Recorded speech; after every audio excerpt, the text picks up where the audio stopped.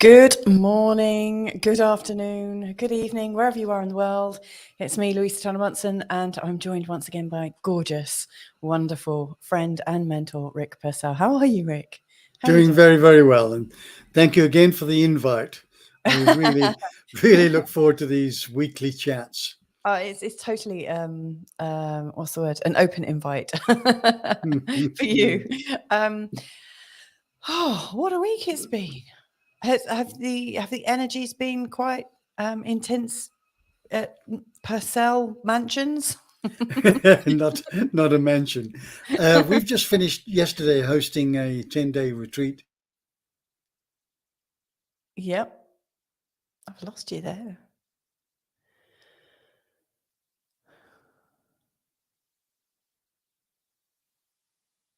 Oh dear, what? I'm back.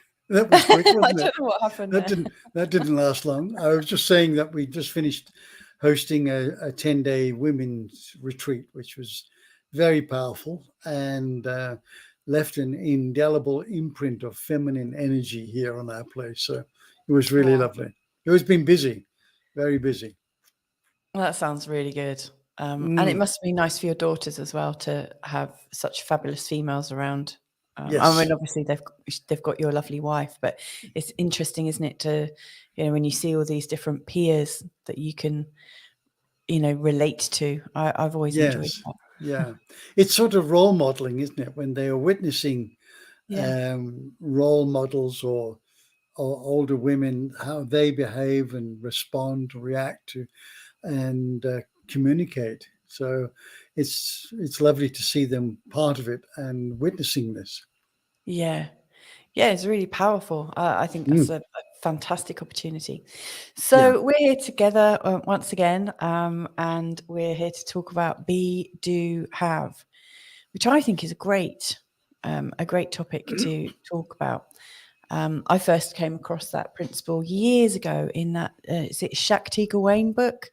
Yes, from the 1970s or something. I mean, I've had it since I was a teen, so that's at least 30 years old.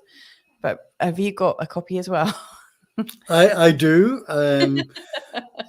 It's based on the universal law, which I'll talk a little bit about later on. But I've been a big fan of her work, and I believe she's still going strongly these days. Wow. So where do you want to start then on today's topic? Well, let's start at how is it linked to a universal principle, and that is that everything in a dualistic universe goes through a cycle of action. So it starts at the top, it goes round, there is change, and there is stop. So for a child, it's birth, growing up, teenagehood, marriage, children, stop at when they pass away. The same things happens with trees, with birds, with animals, with humans. It is a universal law in this dualistic universe. So when we juxtapose, I just made a new word up. The juxtaposition of start, change, and stop as a universal cycle of action. Yeah. We use the word be, do, and have. So most people are pursuing what they want to have in their life or what they want to do in their life. And in fact, we've got it round the wrong way. We should start with be. What do we want to be in our lives? Because we are, after all, human beings. We're not human doings or human havings. Right? We're human beings. So the trick to getting this in the right sequence is to postulate what you want to bring about in the world. What do you want to manifest out of this unfathomable field of potential that we're both in and are? We're not separate from it. In this field of potential, nothing exists. It's like the battery. On its own, unless you put a negative and positive terminal on it, it won't do anything. Right? So we determine what it is we want to have. We can visualize it, we can feel it, we can sense it, we can get an idea of what I want to bring into it. What sort of life do I want? What sort of work do I want to be engaged in? What sort of relationships? That's the havingness. And then instead of going, what most people do, you start pursuing the doingness in order to have that. Right? And that's the wrong sequence, apparently. And I certainly followed that. That was my principle. Just decide what I have and then just work really hard to get it. Right? But in essence, the easier route is to just be what you want to be. If you want to be a successful business person, right, you would need to be committed for a start. You'd need to be disciplined. You need to be knowledgeable in the area that you're choosing. You would need to be compassionate towards yourself and other people, right? You need to be understanding of what makes them tick. You'd want to be motivating and inspiring, right? So those are the beingnesses that in any one moment of the day or in any pursuit, we can just fall into that beingness. And then from that beingness, our behaviors will emanate. So let me give you an example. If we get out the wrong side of the bed one day and are feeling decidedly grumpy, right? We are being grumpy. Then we will have grumpy thoughts, usually about somebody else or others. Yeah. We will say grumpy things, and then we will do things that are grumpy, possibly some road rage or something like that. Whereas if we wake up in the morning feeling very grateful and appreciative for our life, so we're being appreciative, then we would have appreciative thoughts to ourselves and others. We would say appreciative things that would be very well received, and we would do things that would demonstrate our appreciation, perhaps helping a little old lady across the street or opening a door or doing some random act of kindness. So that's the link between the cycle of action of start, change, and stop, and be, do, and have. That's the principle. Yeah, I mean, it's a really lovely, clear principle. I know I've approached it round the wrong way hundreds, if not thousands of times when starting a project. I really think, okay, right, I want to have this. Okay, I must do this. And then I can be this. And yeah, that's always really quite challenging, isn't it? It is. Go round and round in circles. I definitely like be, do, have. And like one of the ways I've activated it, I think in the past, has been to practice being something before I actually am it. So I put myself in almost like apprenticeship situations, so that I'm like practicing something and exploring the possibilities before I say, oh, this is who I am. And I've often found that's been really powerful, as opposed to I must study to have this and do that, because the apprenticeships really, you start from a place of beingness, don't you? You're in the process of doing something, and I don't know if modern day apprenticeships are really appreciated so much. I mean, they were all the rage when I was growing up. You know, if you weren't going down an academic route, it was almost obligatory to have an apprenticeship. But what I mean is, I've created my own. You know, if there's something I want to practice, I'll just volunteer myself to, you know, give it a go. How have you activated it in your life, Rick? I think, in essence, to really get the grip of it, we need to fake it until we make it. I know that doesn't sound very authentic, but this is the apprenticeship. Is that in the visualization, we visualize ourselves as being complete. We have what we want to have, Mm. but it doesn't exist in the physical universe. So Mm. we have to fake an idea of this is the end result that I'm looking at for, and Mm. then coming back in order to what would I need to be in order to achieve that, and then what would be my actions that would take that. I think when I was 26, I learned a definition of success, and I've held that true to my values and my heart since all those years ago, 50 odd Really? years ago. And the definition of success that I was told was the warmth of a person's heart. And Mm. nothing to do with how much money you've got in the bank or the car or the size of the house you've got, but the warmth of a person's heart. And that just stuck with me. I could measure people's success by how compassionate and kind and loving they were. And I could see society's measure of success, which is very materialistic and Mm. consumeristic. So that was my guiding principle. So everything I've done is if I want to be successful at something, I have to develop it from my heart. I Mm. have to be that essence of that thing in order to bring about those doingnesses, which would be heart-centered. Mm.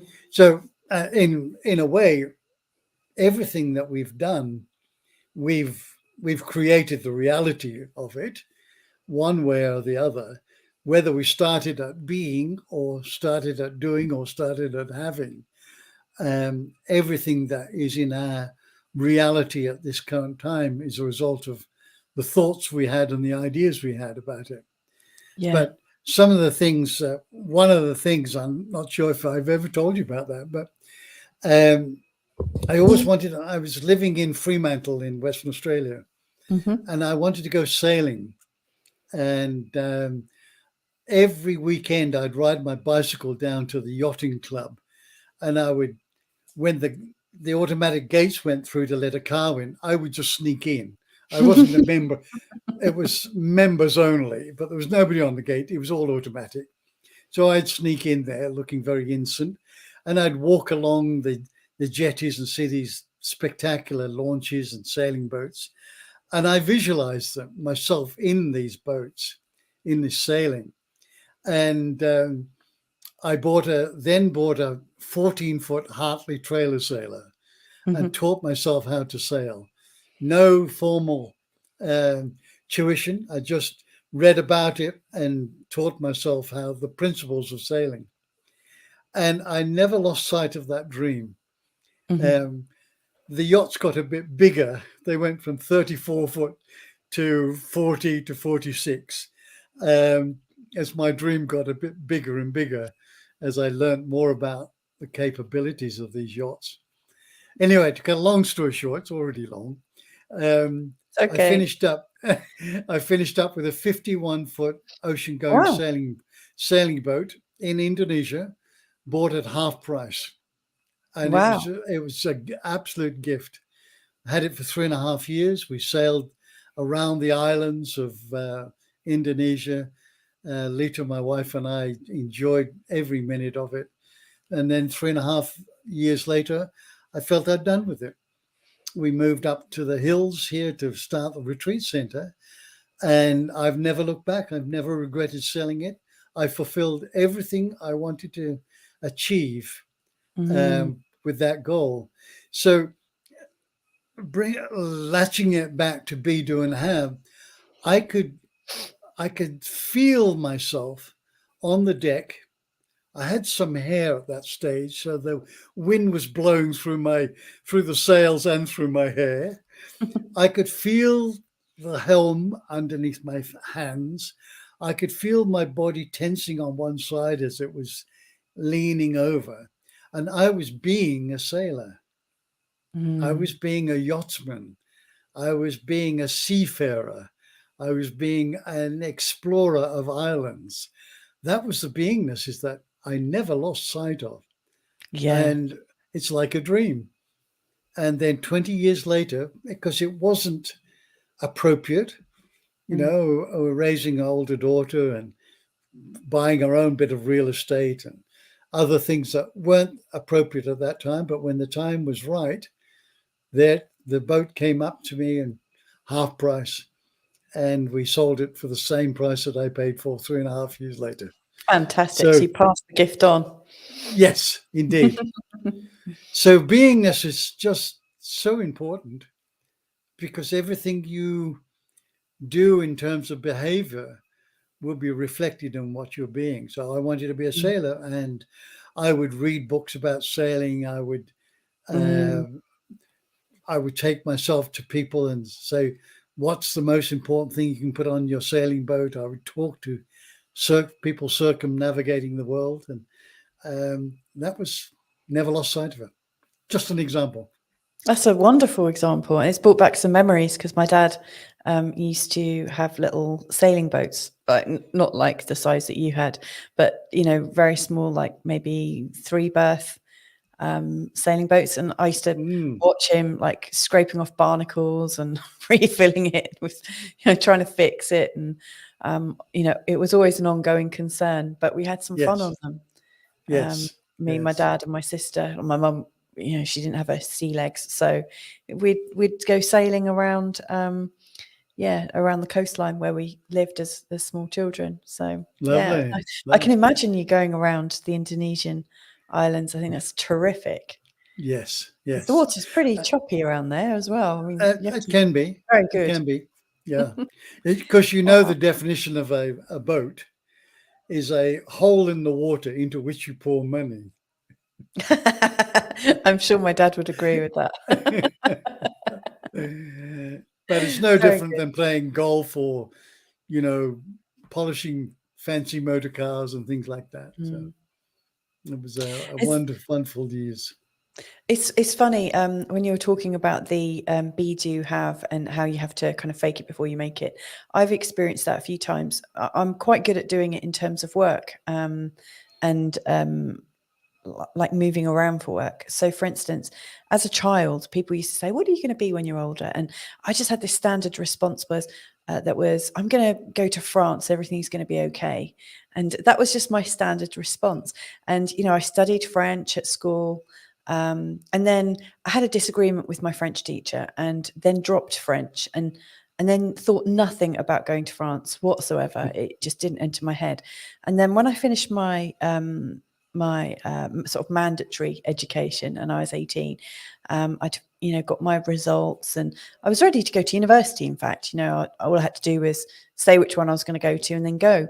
But I woke up one morning and just knew I needed to go to France. I'd heard my late grandfather talking to me in the night, and he'd been telling me this poem, and I remembered the poem the next day, and I just knew when I heard that poem that I needed to go to France. I said to Mum and Dad, I'm off to France tomorrow. Thank you. I'm not going to university. They very kind of cleverly said, well, you haven't got any money to do that, so don't worry, you can go next year after your first year at university. And I went and told my nan that I was going to go to France, and she said, fantastic, here, have some money. I think she gave me about £300, and wow. And so, like, the very next day, I left with this holdall, and I had no idea where I was going. And I had many kind of accidents and mishaps along the way. And by the time I arrived somewhere, I arrived at just the right place at the right time. Went to a cafe, sat down to have a coffee, and I was thinking, well, I better find a job then, eh? And I had 2 reps talking, and I heard them talking, and they said, "Oh, we've just lost a rep. We need a rep urgently. We need someone to work." And I said, "Hello, here I am." And there was accommodation, there was food, there was money and work, and it was simple work, and it's just really easy. And I've had so many examples of where I've just happened to be at the right place at the right time, but I'd always put that intention out there. As I got a bit older, I remember I was the training manager of a large charity in the UK. It was a temporary position, and I enjoyed it, but I knew it was coming to an end because it was a maternity cover. And in fact, the person whose job I was doing, we're really great friends. I love her; she's amazing. And people were saying, "So, what are you doing when this all finishes?" I said, "Oh, I'm going to work for myself." Didn't think anything about it, didn't put any plans in place. I just, yeah, I'm going to go freelance. I don't know how I had I mean, at some level, it's a lie, isn't it? Because I didn't do anything to start that freelance position. And yet everything I had done without thinking about it led me to become a freelance. I just knew I was going to be freelance. And Yes. the very funny thing is when my replacement, or the person I was replacing, came back to work, she said, "You've done a great job. We'd like to pay you to do some freelance training." So they became my first client. So it just, I think when you have that clear passion, or I mean, I don't know where I get it from exactly, but it kind of comes out of my mouth all of a sudden. This like stream of intention. This is where I'm going. This is what's going to happen. And then it kind of backfills. Beautiful, I have beautiful. been able to do Well, it on other things, but it's worked in terms. right. Yeah. Well, it comes from an innate knowingness. It's Right. like you probably haven't even had time to imagine a Yeah. lot about it, but you know with quite a lot of certainty, this is what I want to do. Right? As I was very certain that I wanted to go sailing. But, Yeah.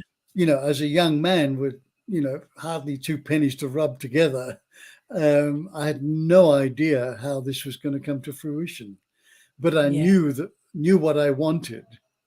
And so now we're broaching into the subject of manifestation. Yeah. Right?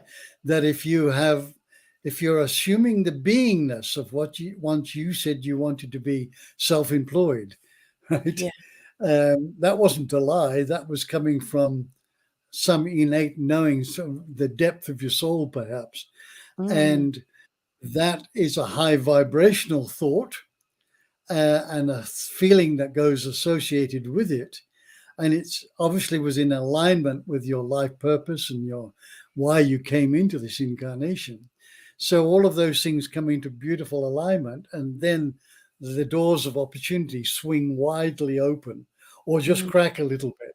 Yeah. So we're talking about the principles now of manifestation, and that comes back to what am I being? If I'm being doubtful, right, at any time, if I'm being lazy or filled with fear or whatever, then we're surely not going to manifest what our hearts desire. Yes. No, I understand that. Yeah. It's very sort of magical how things do like manifest. And I can see we've got some people watching us now. I'm guessing that Facebook have finally posted it because they like to retard my things that I post, especially if I post video links. But we've got a couple of people watching. I'd love to know what you've manifested. So, let us know in the chat room. That would be wonderful. Well, this is something I explored actually when I visited Bali. And met you, was, how could I get into the beingness of a relationship? I'd been in a long-term relationship for 11 years. And then when I met you, I'd been separated for 5 years, I think. And I couldn't find myself in the beingness of a relationship. And during my time in Bali, which funnily enough coincided with the release of Eat, Pray, Love, the movie. Towards the end of it, it was full of single women in their late 40s, if I'm not mistaken, everywhere. Because so many people thought, oh, Bali's a magical place to get ready for that loving connection. But your coaching was really, really helpful in creating that space for me. But one of the things I did a lot of was using mantras. I loved singing when I was in Bali. And so I had a mantra like I am, love, I am. And I also used I am mother, I am, because I really dreamt of being a mum. And it was really funny because when I was saying them, or I made tunes for them, and I would sing them while I was on my moped, like driving up to see you and Lita, or like driving anywhere else, riding on my moped, I'd sing these mantras at the top of my voice, knowing nobody back home knew what I was doing anyway. And the funny thing was, I didn't really believe them. But after about a month, all of a sudden, this thing happened where, as I said, I am love, I am. I just knew that I was.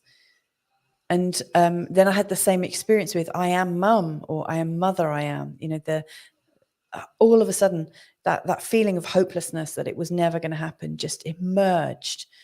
And then I started to meet people, men. And the great thing was, because I'd connected and I knew that I was going to get this great relationship, if it wasn't right, I let go of it. I didn't hang on to it. And so there were quite a few men that came my way, and each one was a better version of the previous one, but I gave them back. You know, I was like, it's not for me. It's fine. It's not for me. It's fine. And then within 6 months, I met Carl, and boy, did that get off to a good start. Got knocked up straight away. It was meant to be. You got your relationship and you got your mumship. Yeah, and I got engaged, and you know, my whole life turned around, you know, in the space of 6 months. Beautiful. So like, mind your energy, you know, like really get into that good energetic space. Yes, and I think the more conscious we become, usually, I say usually, the shorter the term to manifest. Yeah. My earlier time took 20 years. I never lost sight of the dream and the beingness, but I think it tests our patience. Yeah. And that's when it hasn't. We are an instant society. We have instant coffee, instant gratification, instant texting, and that has knocked out our capacity to be patient. So we have to realize, call it divine timing. Everything happens for a reason, and in the universe's timing. So we can put something out there, but what happens generally is people start doubting it because it hasn't arrived the day after I thought about it. So we have to put it out there and just surrender. It's not as if the universe hasn't heard, right? We can reinforce it and have that dream again and again, but as long as we're not trying to manipulate it and then force it to happen, because then when it doesn't occur, then we get disappointed and we start paring away that goal. Well, maybe I won't go to around the world. I'll just go, 20 kilometers offshore, and we start carving that beautiful dream down. So it's patience is a very key factor. Yeah. And then the other one is I sever the attachment to the outcome, so that I can have it and not have it. And if it doesn't happen, I'm not disappointed. Yeah. So wherever we put some attachment to and an expectation that something is going to happen in this time frame, and it doesn't happen, it's always met with disappointment. So have our beautiful goals, be that what you want to be, but don't have an expectation that it's going to happen instantaneously. It'll happen when it happens. Yeah, I can't emphasize or like agree with you enough about that, because when I did meet you, I'd been in this cycle. I mean, it's not like I didn't know about the law of attraction and be do you have, but in the 5 years before I met Carl, I'd been thinking, well, I want to have the relationship, so I've got to do this, and I had this huge to-do list. And even when I was working on my own energy at the same time, I was still very much attached to my ex, and of course, it was never going to happen. Yeah, and the funny thing is, with timing, we never exactly know the other collaborative components that the universe is working out for us. So, for instance, back in the days when I was looking for my match, Carl was in relationships. But it's so funny because as I moved back to the UK, which I thought was just to sort out a little bit of extra money and then come back to Bali, that was the time when Carl had separated from somebody, and it just gave us like 3 months grace to meet each other. And it was so funny because there were quite a few people that we knew in common. It would have happened quite naturally at some point. So things happen when everything slots into place. Yes. But we can't see that, can we? When we're in No, a place of pain, we and when we we're don't know focused what. on the have, do, be, it creates pain, doesn't it? Yeah. Yes. One of the most destructive prefixes that I experience both for myself and seeing others occasionally is if we say I want something, Yeah. right? Because we have to visualize it in such a fashion that we already have it. That's the faking bit. It's not lying. We're already imagining it and visualizing as it is a done deal, right?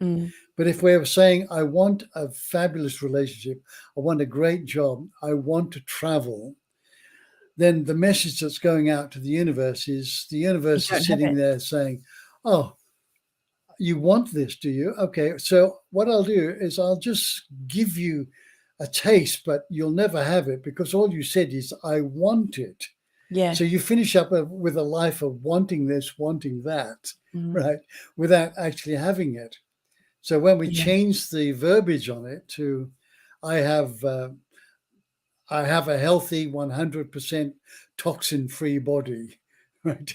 That's a very clear, distinct message. If we're saying to the universe, I want a nice partner, right? You can't get any more wishy-washy than that. No. We have to be really specific. What does nice mean? What's the character? Yeah. What do they look like physically, mentally, emotionally, spiritually? What is their character? Spell it all out, right? And then visualize that there you are walking on a pristine beach in Tahiti, hand in hand with the partner of your choice and dreams. You know, they do come true. But what I have been noticing is people, as become more aware of this process and more conscious generally, the time between the idea, the beingness, and the manifestation seems to be shortening and shortening a lot more. So maybe people don't have to wait 20 years for a sailing boat. Yeah. I had a good example this week. Really? We'll want to be doing some traveling in the hopefully the not too distant future. We're well overdue for an overseas trip. And I wanted to shift some luggage that I had, which wasn't very suitable, to a soft bag with wheels on it and rollers on it. And I came across a really good one called High Sierra. And I don't get any money for this advertising. It's really good. It's exactly what I wanted. Yeah. So last week, one of these ladies walks into our place rolling the exact piece of luggage that I was looking for. And I clasped eyes on it. That's the one. And I had, because they were brand new and there was 8, 9 people, I didn't take notice of, I was taking more notice of the luggage than the person.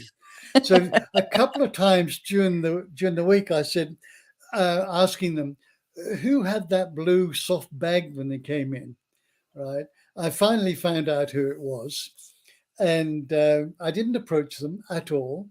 I just thought one of the leaders said, look, I could get one of these in the UK for you.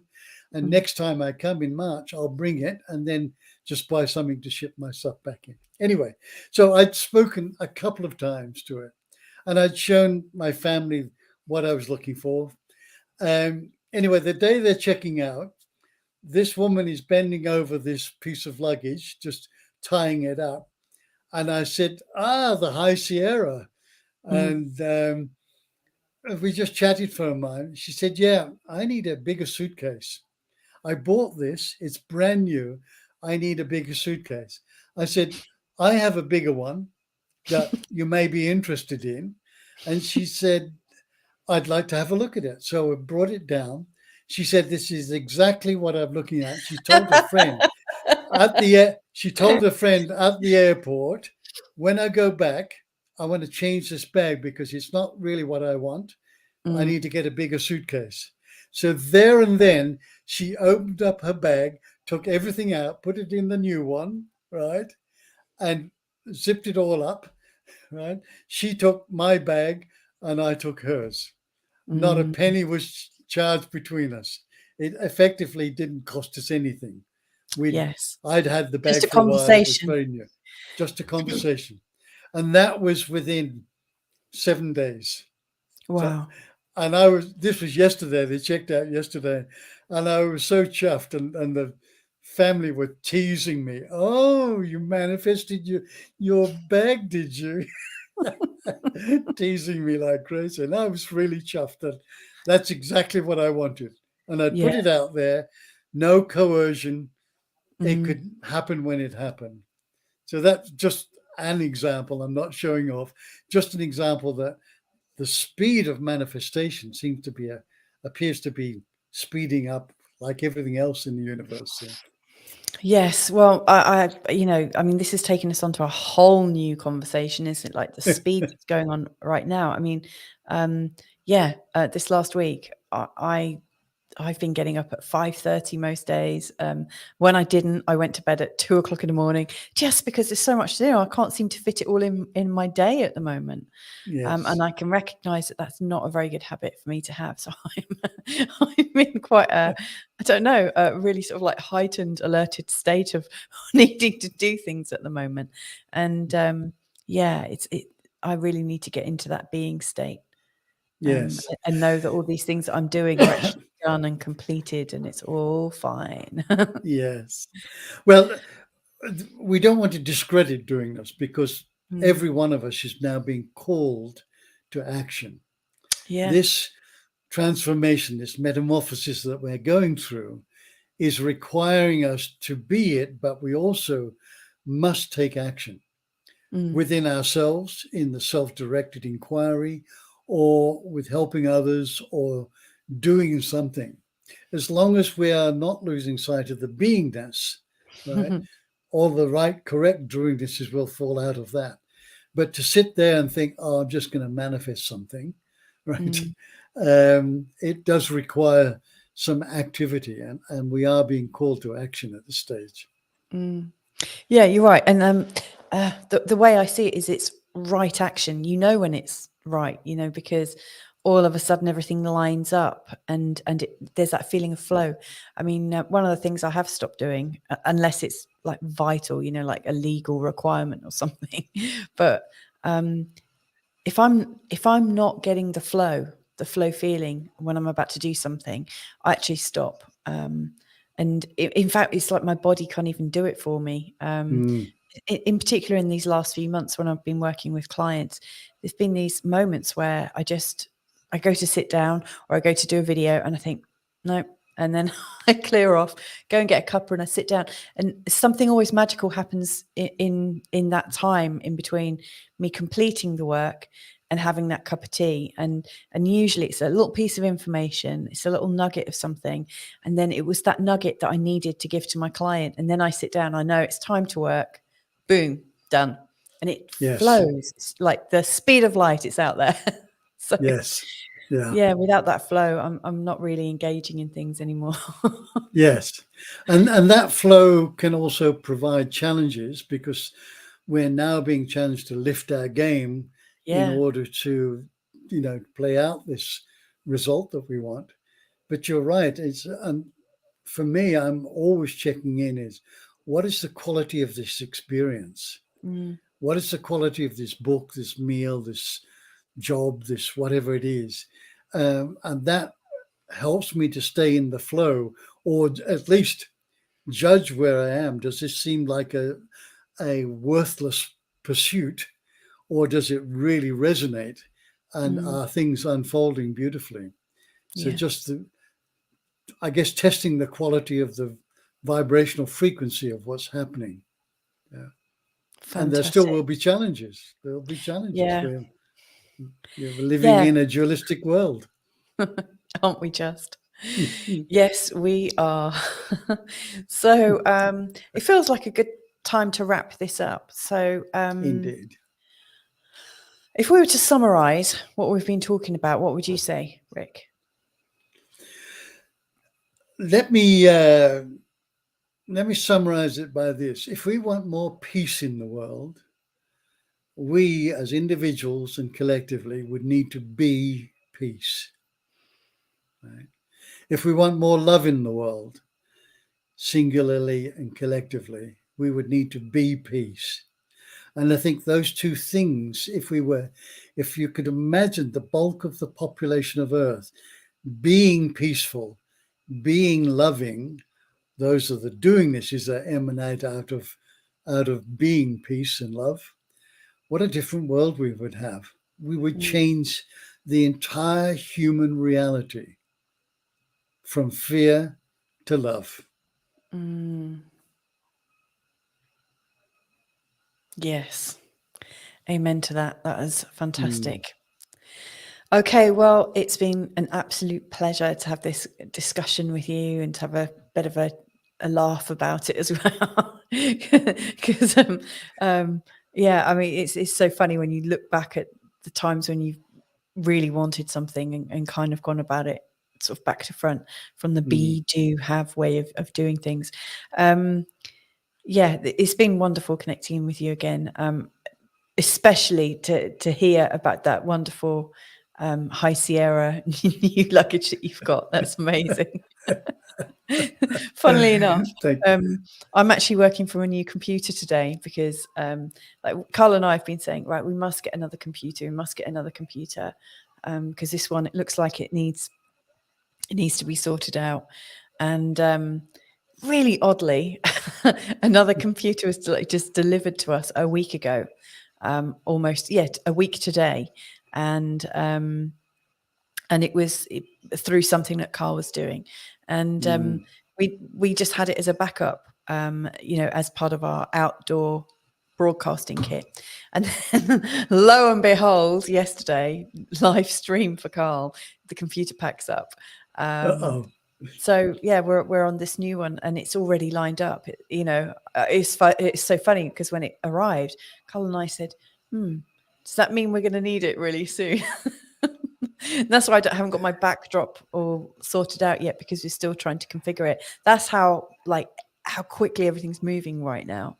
But yes, and we had a printer arrive last week as well. We had quite a few arrivals last week. Yes. Very helpful one.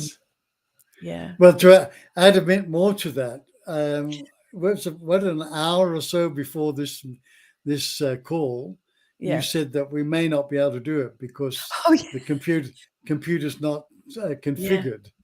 So here we are. Yes. Yeah, and funnily enough, it was in the letting go of us doing the show that all of a sudden something clicked in, and I remembered Carl had set up or had started to configure. So I realised that we would have this time to be able to work on StreamYard. So lovely. Well, I'm so pleased, and I'm going to go about my day a little bit differently because of this conversation. Very good. For sure. Lovely. So well, thank you for the invite. Always a pleasure, always uplifting, and always a joy. So it's fantastic. Very grateful. I love it. I'm very, very grateful to it too. And if you're listening in right now, because I can see there are people, hello, or later on, just know that you are absolutely powerful creators. So much more powerful than you probably even realize. And we absolutely wish you the best of all. And hopefully you'll come back and connect with us at some point in the future. Anyway, lots of love to you wherever you are in the world. Love you, and be the change you wish to see in the world. Be absolutely the change. So let that be. Yes. Thank you for joining us today. Bye for now. Ciao.